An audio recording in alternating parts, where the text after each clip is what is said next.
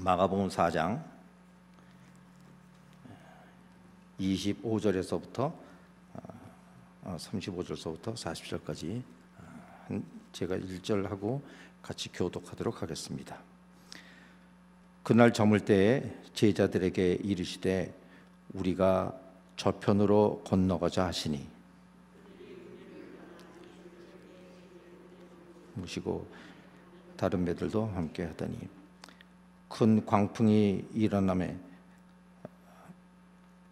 일어나며 물결이 배에 부딪혀 돌아와 배에 가득 차게 되었더라. 예수께서 고물에게서 배를 들리고 주무시더니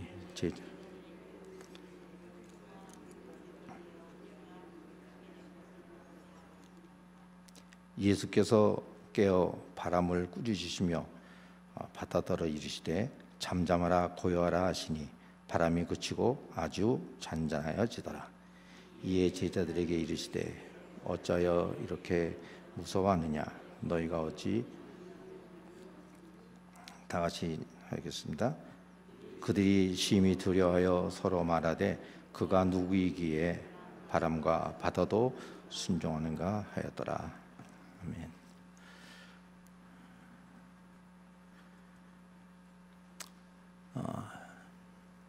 지난 동안에 우리 이 마가복음에 보면은 이제 예수님이 제자들을 갖다 부르셔갖고서 그 다음에 제자들과 함께 주님의 사역을 시작하시면서 하셨던 여러 가지 일들이 나옵니다. 그 중에 이제 주님은 병든 자들을 고치셨죠.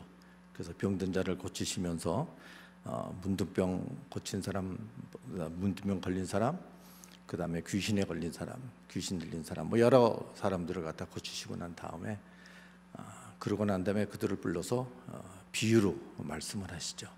그래서 예수님의 방법은 그들에게 이렇게 보여주고 제자들을 부르셔갖고서 제자들에게 하나님이 하시는 일들을 갖다가 이렇게 보여주시고 그러고 난 다음에 무엇을 하시냐면 오늘 본문에 나오는 말씀이 그들을 현장으로 데리고 가는 것을 볼 수가 있습니다.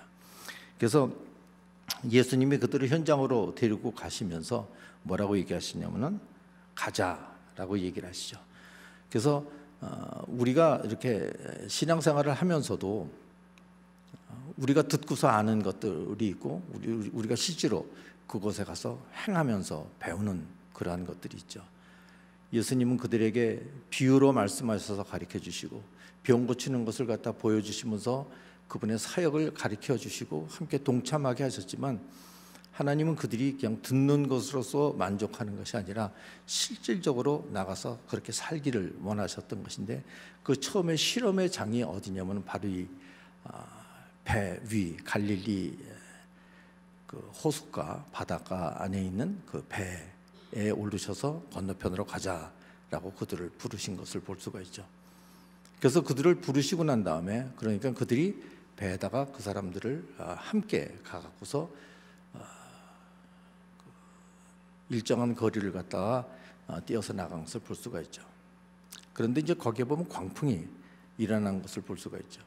그 광풍이라는 것은 점점 나는 게 아니라 갑자기 미친 듯이 전혀 예고도 없이 오는 것을 광풍이라고 그러죠.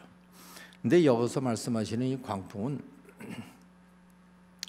꼭 예수님이 계셨을 때에 그곳에서 일어났던 그런 광풍뿐만 아니라 우리 사실 삶 가운데에도 일어나는 그런 광풍들이 많이 있습니다. 전혀 예기치 않았는데 큰 사고를 당했다거나 전혀 예기치 않은데 어려운 일을 당해서 힘든 그러한 사람들도 많이 있습니다. 예수님은 여기에 있는 이 광풍의 비유를 통해서 우리가 어떻게 살아가야 되는지에 대한 것들도 함께 말씀을 해주고 계시는 것입니다. 광풍이 일어나고 난 다음에 그 다음에 바람이 일고 그 다음에 어떻게 되냐면 그것이 배에 물이 들어와서 그 다음에 차기 시작했다라고 얘기를 하고 있습니다. 처음에 광풍이 일어났을 때 거기에 처음에 물결이 일어났을 때 그 다음에 거기에서 그 물들이 바다 배 안에 들어왔을 때 제자들은 사실 그 중에 보면은 이 뼈가 굵은, 바다에서 뼈가 굵은 그런 어부들도 있었기 때문에 그 광풍에 대해서 어떻게 보면은 뭐 또 일어나는 것 정도로 봤을지도 모르겠어요. 그런데 그 광풍이 배에 물이 차게 되니까 자기네가 할 수 있는 것에서는 한계가 있으니까 주무시고 있는 예수님을 깨우는 것을 볼 수가 있죠. 깨우면서 뭐라고 하냐면, 예수님, 우리가 죽게 되는 것을 그냥 놔두십니까? 다시 말해서 우리가 죽게 되는데 지금 뭐 하고 계십니까? 라고 어떻게 보면은 짜증 섞인 소리로 예수님을 깨우는 것을 볼 수가 있어요.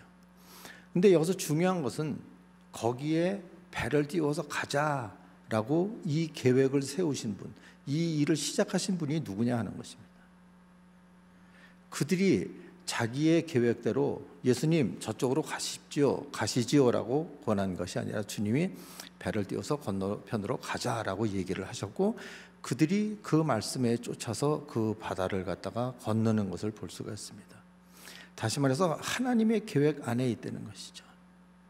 우리는 종종 하나님의 일 가운데, 우리의 삶 가운데 일어나는 하나님의 일을 보면서도 우리는 그 속에 우리의 것들이 이루어지기를 바랄 때가 상당히 많이 있어요.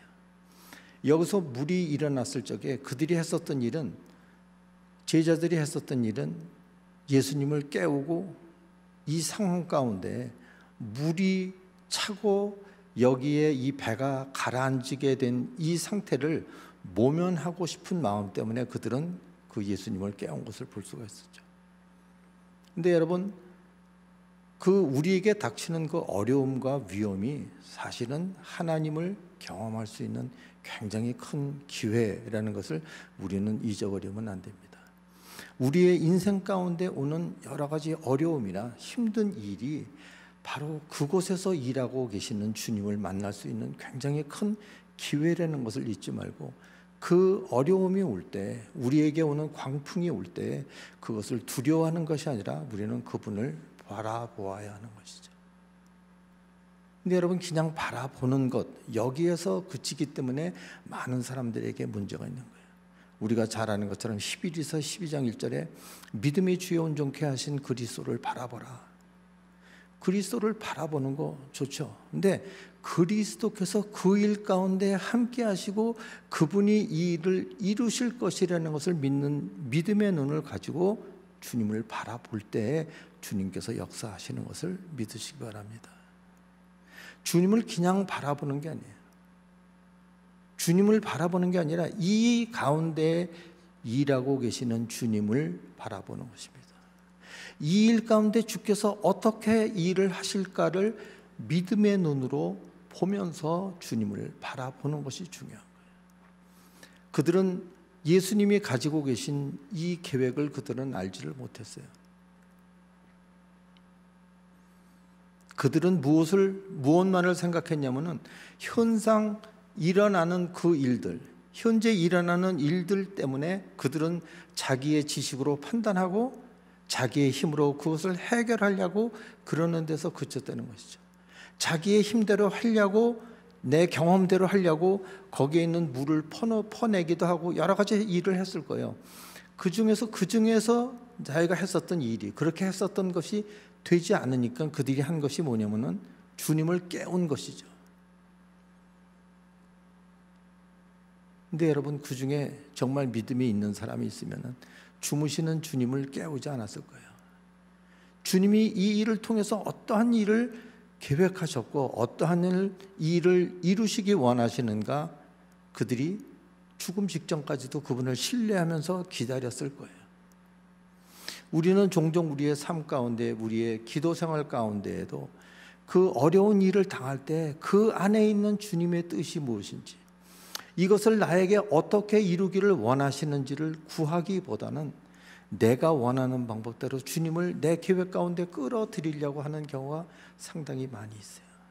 주님, 영주권이 꼭 있어야 됩니다.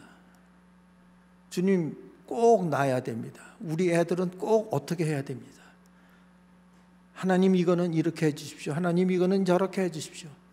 그분에게 구하는 것들이 그분의 뜻을 구하는 것이 아니라 내가 원하는 대로 하나님이 이 일 가운데 개입하셔서 일하시기를 원하시는 기도들을 우리는 종종 하곤 합니다. 우리 입술로는 하늘의 뜻이, 아버지 하나님의 뜻이 하늘에서 이루어진 것 같이 이 땅에 이루어지게 해달라고 주님의 뜻을 구하면서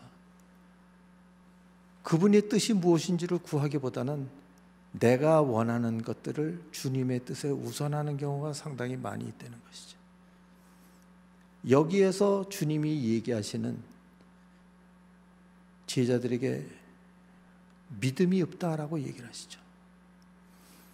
근데 여기서 하나 그 믿음이 없다라고 얘기하시기 전에 예수님은 자다가 갑자기 제자들이 깨우니까 일어나셔서 바람을 꾸짖고 바다를 잠잠케 하라라고 얘기를 하시는 것을 볼 수가 있죠.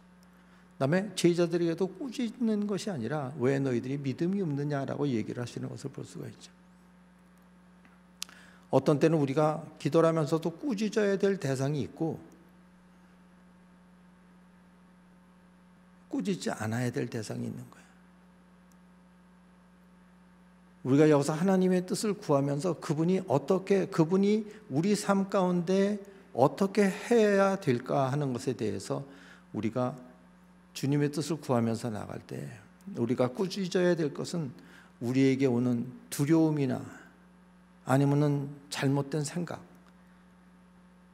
나를 참소하는 거짓 이야기들, 이런 얘기들은 우리가 꾸짖어야 돼요. 잠잠하라. 내가 할 수 있는 게 뭐 있어? 우리의 근간을 흔들려 하는 그러한 우리의 대적들의 얘기, 그것은 우리가 과감히 꾸짖어야 됩니다. 물리쳐야 되죠.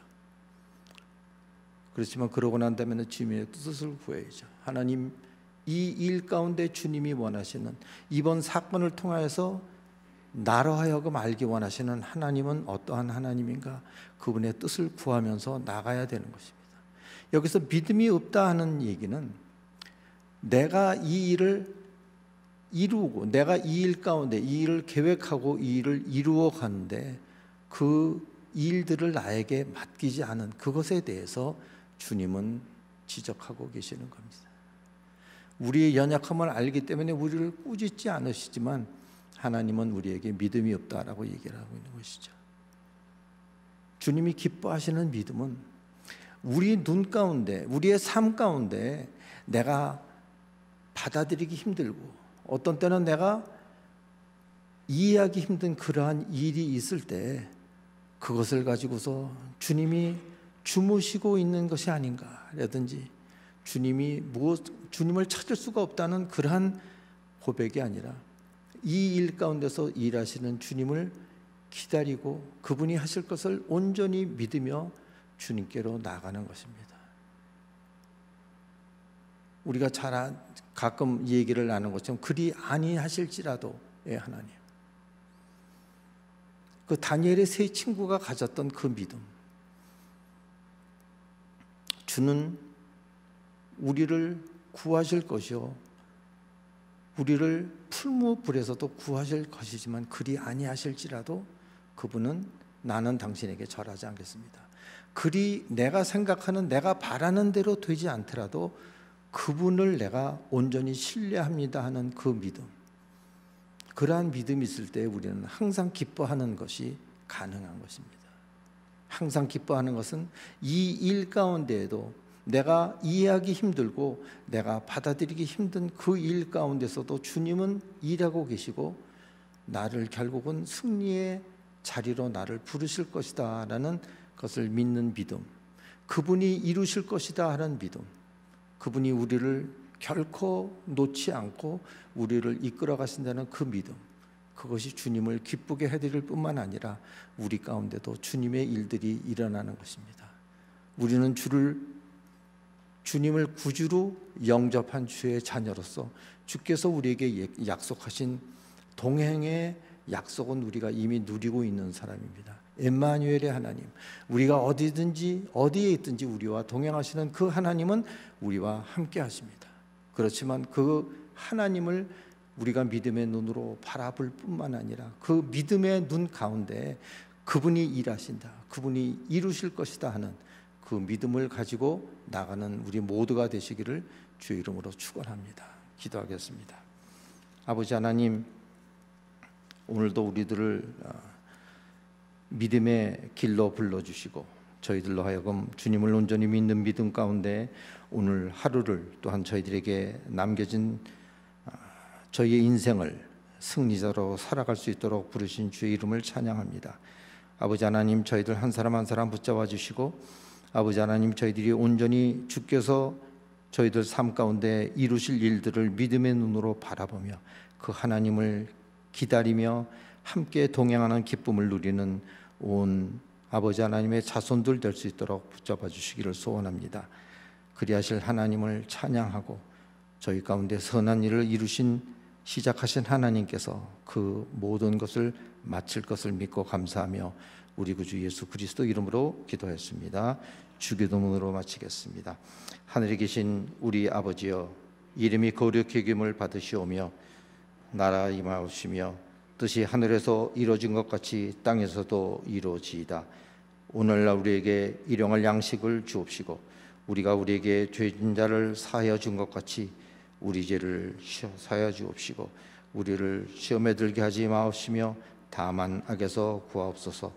대개 나라 아버지께 영원히 일사옵나이다. 아멘. 각자 기도하시며 돌아가시겠습니다.